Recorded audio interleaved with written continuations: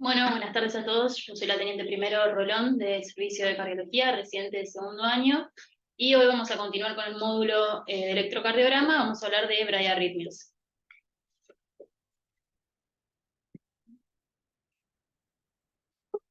Bueno, como buscando una definición, sabemos que las bradiarritmias suponen una frecuencia cardíaca inferior a 60 latidos por minuto, y eso puede ser generado por una alteración en la generación, tanto así como en la conducción del impulso cardíaco. Esto puede tener diferentes presentaciones clínicas en los pacientes. Podemos ver pacientes con disnea, astenia y síncope, entre otros, hasta también como paro cardiorrespiratorio. Y bueno, puede ser debido a una reacción fisiológica, como también puede ser a corresponder a un trastorno patológico. Bueno, esta diapo también otra vez para repasar el sistema cardionector y tratar de entenderlo como un sistema que tiene un orden jerárquico, que sabemos que el marcapaso es el nodo sinoauricular. Si este falla transitoriamente o de manera crónica, se empiezan a despolarizar otros sectores que van a disparar una frecuencia cardíaca menor y van a ser también formar parte e iniciar el impulso y ser el marcapaso en ese momento.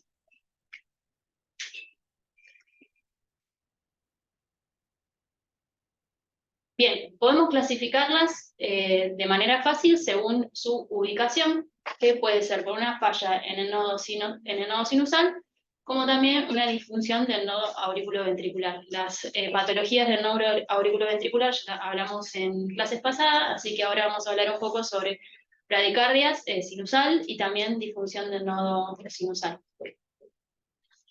Bien, ¿cómo definimos bradicardia sinusal? Sabemos que es una frecuencia desde ya menor a 60 latidos por minuto y que puede darse, en general, se suele dar de manera fisiológica. En pacientes en general podemos encontrarlos en deportistas de elite o deportistas que hagan altas cargas o alto entrenamiento todos los días, y también podemos encontrarla durante el sueño en personas jóvenes.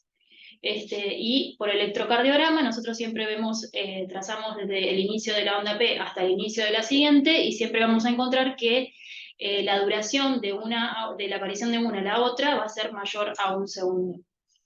Bueno, ahí está el ejemplo de los deportistas, que en general suelen tener por latido un aumento del volumen sistólico, porque tienen, digamos, un miocardio ya remodelado, que hay aumento de distensibilidad en cada latido, y eso, bueno, va a generar un reflejo circulatorio de retroalimentación por actividad parasimpática, generando la bradicardia sinusal.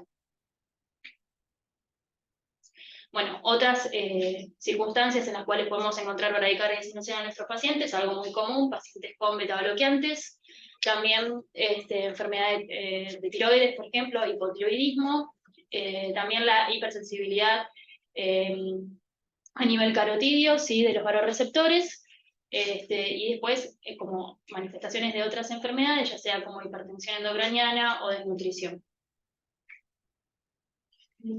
Bueno, hablando un poco de el nodo sinusal, algunas de sus características, sabemos que el nodo sinusal está formado por las células P y las células T. Las células P son las células principales que van a dar origen al impulso, que son las células de marcapaso, y las transitorias que van a estar unidas al músculo auricular. Sabemos que en la periferia del nodo sinoauricular existen ganglios que van a formar parte del sistema simpático y parasimpático, y que esto también va a regular la actividad del nodo sinusal, y su irrigación está dada en un 60% por la arteria coronaria derecha, pero también puede haber un porcentaje del 40% que lo dé la circunfleja. Entonces, pensar siempre cuando ahí hay algún cambio o sospechamos que hay alguna enfermedad no sinusal, tener en cuenta la irrigación y también la parte neurológica que lo regula, como para poder pensar en algunos diagnósticos diferenciales. Y bueno, existe lo que es la disfunción, la enfermedad de nodo sinusal, que es una alteración en la generación del impulso, como también la transmisión del mismo. Bien, es una de las principales causas de colocación de marcapasos. Se da generalmente en pacientes ancianos y va aumentando ese incremento con la edad. Y bueno, tenemos dos causas, intrínsecas y extrínsecas. La mayor es la intrínseca, y en este porcentaje tenemos a la fibrosis degenerativa idiopática, que es con la que mayormente nos podemos encontrar, que se da en los ancianos. También hay otras patologías como, bueno, chagas, miocardiopatía dilatada de isquemia, y extrínsecas, bueno, pueden ser los fármacos, alteración del sistema autonómico, alteraciones electrolíticas, por eso es importante siempre tener el perfil de laboratorio de nuestro paciente, es un ionograma, hiperhipotiroidismo y también los fármacos, que ya lo había mencionado. Bueno, ¿qué alteraciones nos pueden dar el nodo sinusal, la disfunción del nodo sinusal a nivel de electrocardiograma? Puede haber bradicardia sinusal persistente, paro sinusal, pausas sinusales, bloqueos sinoauriculares, síndrome de taquibradia o taquicardia bradicardia, la incompetencia cronotrópica y en algunos casos puede llegar también a dar taquicardias. Y siempre es importante saber que los cambios en el electrocardiograma preceden a la aparición de los síntomas, por eso es importante siempre verlo en el electro.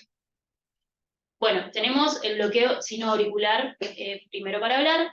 Sabemos que este bloqueo es que el nódulo no va a emitir órdenes y va a existir un retardo o un bloqueo en el estímulo que pase por la aurícula. Bueno, por consiguiente, el electrocardiograma nos va a revelar una pausa prolongada. Se clasifican parecidos a los bloqueos auriculoventriculares, con algunas diferencias.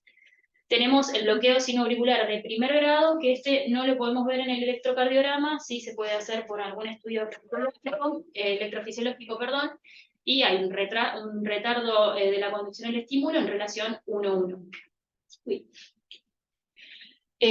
Por otro lado, tenemos el bloqueo sinoauricular de segundo grado, este sí se llama de tipo Benkevac, donde tenemos un acortamiento progresivo del intervalo PP hasta que una P va a contener, perdón, el intervalo PP es largo, es inferior a la suma de los dos intervalos consecutivos. Ahora lo vamos a ver en un ejemplo.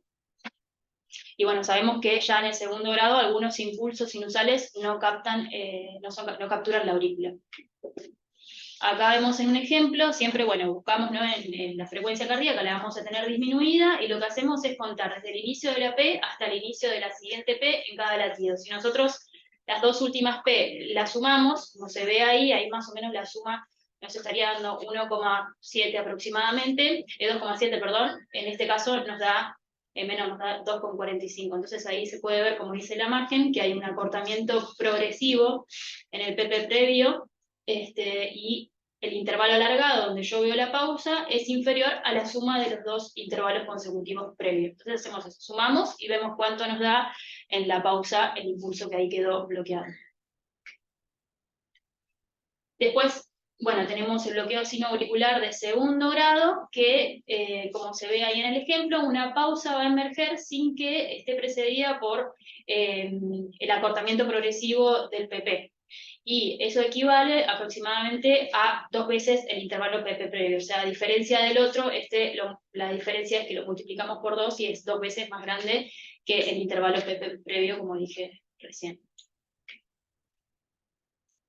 Y bueno, después tenemos los bloqueos sinoauriculares de tercer grado, como se ve ahí en la imagen, que ya directamente no hay captura auricular, se registra como las ausencias de onda P, y se ve en general ritmos de escape, que en general lo suele hacer nodo AB. Y bueno, se puede confirmar, no se puede confirmar sin que uno haga a veces un electrofisiológico, perdón. Nada, en general, obviamente que también al igual que los anteriores, suelen ir directamente a marcapasos. Bueno, después hay algunas también, dentro de la enfermedad del nodo sinusal se encuentran las pausas sinusales y los paros sinusales. Pausas sinusales, los dos son periodos intermitentes en donde no se va a identificar actividad eléctrica.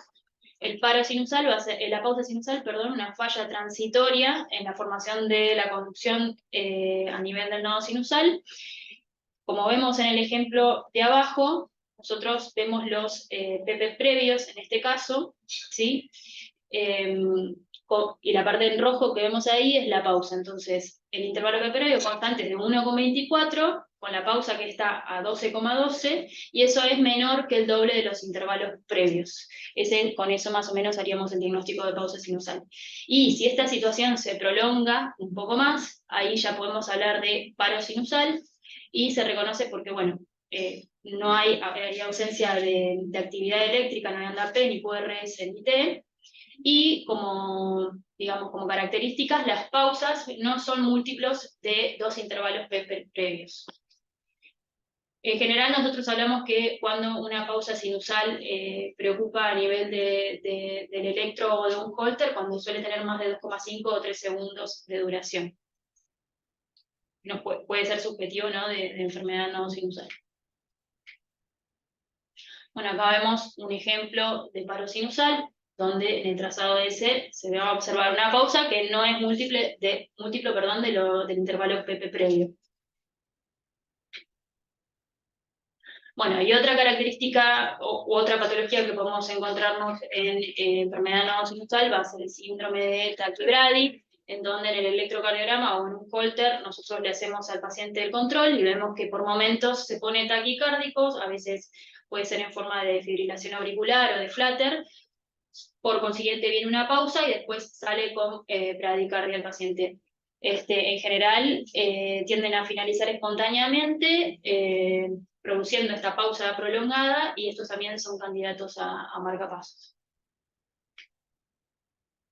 Y bueno, después tenemos el término que es incompetencia cronotrópica, que también nos habla del nodo sinusal, que es la incapacidad del corazón de ajustar la frecuencia cardíaca a las demandas que uno le ponga físicas o metabólicas. Y cuando se dice que hay incompetencia cronotrópica, cuando el paciente no alcanza el 80% de la frecuencia cardíaca máxima esperada, que como saben tiene un cálculo que es 220 menos la edad, en un ejercicio a máximo esfuerzo. Esto generalmente lo vemos en las pruebas ergométricas de los pacientes. Y obviamente tener en cuenta que en un paciente beta bloqueado no va a alcanzar el 62% de la frecuencia cardíaca máxima.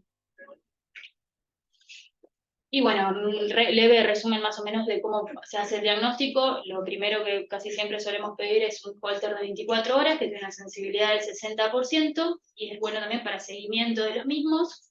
El masaje carotídeo, como sabemos que genera un reflejo parasimpático y va a disminuir la frecuencia cardíaca. Si nosotros encontramos pausas mayores a 3 segundos, a veces podemos imaginarlos que hay una alteración a nivel del nodo sinusal, ya sea en su función autonómica o ya sea una falla estructural del mismo. Pues también la prueba de atropina puede ser otra manera de diagnosticarlo, las pruebas ergonométricas también, un poco lo que estuvimos hablando, y bueno, después hay estudios electrofisiológicos en cuanto a la sobreestimulación de la aurícula. Esto, bueno, obviamente se hace por consultorio de electrofisiología, y esto produce la estimulación auricular, una detección transitoria del autofagismo.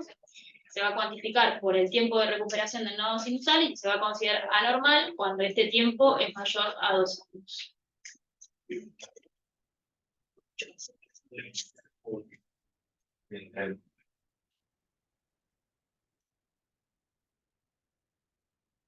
Oh.